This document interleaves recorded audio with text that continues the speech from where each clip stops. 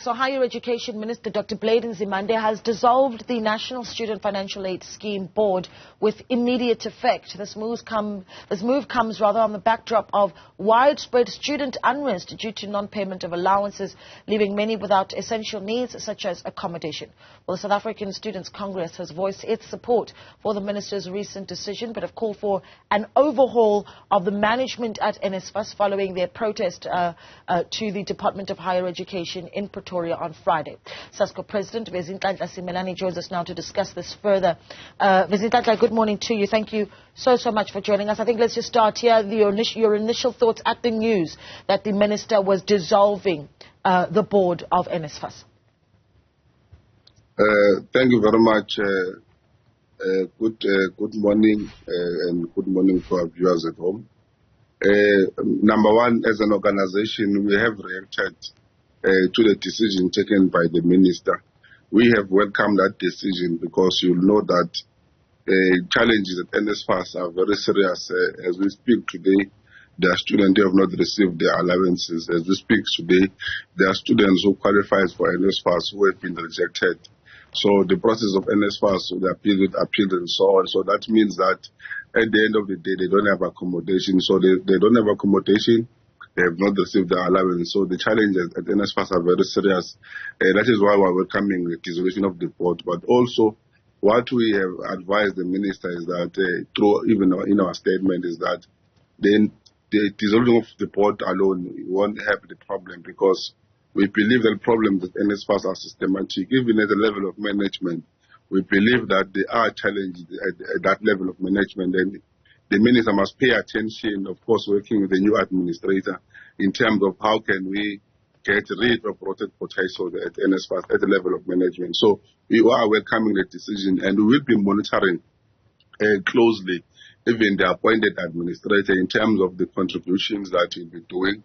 And I think we must state it very clear that it's not for the first time we have administrated NSFAS, and it's something that, as much as we welcome the decision, but it's something that we need to guide against, especially from government side, to say you don't have every time to have administrators, but if there's a need for administrator, you have to put it. So we need to ensure that in future, people that are appointed to form part of board members, they must go a very serious inspection, so as we can get a proper, information about them, their capabilities and everything. Because we can't always have to dissolve the board if there are challenges.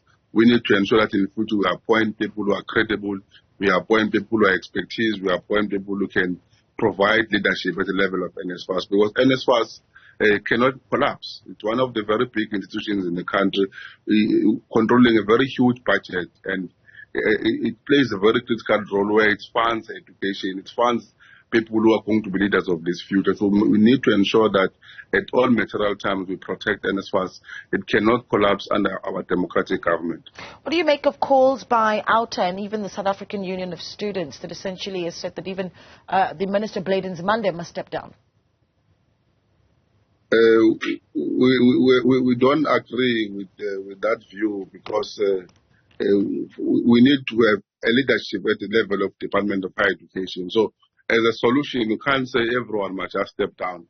It means that we're going to have challenges in terms of leadership at the level of Department of Higher Education. We need to ensure that we put pressure to the minister so that at least at the end of the day, is able to act in terms of what is needed from his side. But also, we can't protect him you can't protect him always. He must show leadership. But if he's unable to show leadership, it is when then we can agree to say indeed he must step down. But for the actions that he has taken now, we are encouraging him that don't only dissolve the board, to pay attention at staff level at NSFAS, because some sabotages, they come directly from a level of staff and management.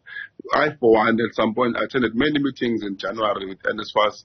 You could see that issues are at level of administration there.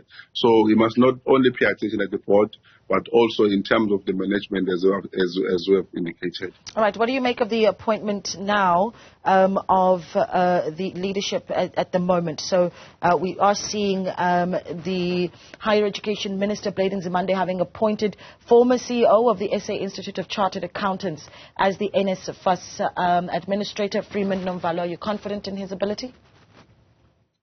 We have checked his background in terms of good governance, and we believe that he can contribute immensely in that institution. And we have said that we're going to pay more attention to the administrator, because remember, this is a different situation where one person is given responsibilities that the entire board had. So an individual that is going to be responsible for this big entity, I don't think that you must just leave him alone. You must just pay attention to him. And if there's a necessity, even himself, he has a responsibility to make consultations in terms of what is it that is on the ground, what is it that students are saying, because you cannot lead that big institution at the same time you don't get to understand what are the challenges on the ground. For instance, one of the things that you need to urgently deal with is the question of 4 companies that we are talking about, especially because we had the march yesterday in Gauteng and in Western Cape. They need to pay attention to those things because they're urgent. As we are speaking, one of the residences in TUT over the week, I think on Thursday, a landlord has decided to cook for those students because they have not received their allowances. So I think by now he should be at office, because we've seen yesterday a government gazette appointing him. So he has a very huge responsibility, and he cannot fail our sector. Are you not concerned that he essentially is entering waters that are, to some extent, already murky? I mean, it goes without saying, of course, that we did see the Democratic Alliance in January laying criminal charges against the Higher Education Minister, Blade Nzimande, for allegedly defrauding the National Student Financial Aid Scheme. Is that a concern for you? I mean, you've gone on to say just now that the Higher Education Minister need not step down. Are you not concerned about these allegations against him?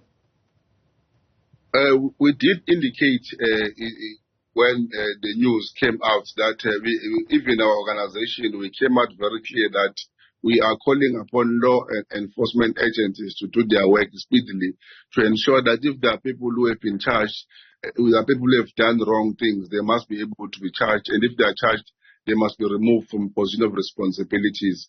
What we cannot do is that if there are allegations to anyone in this country, or to anyone, that if there are allegations and there are no charges, we can immediately say people must be removed. It means we will not have leaders.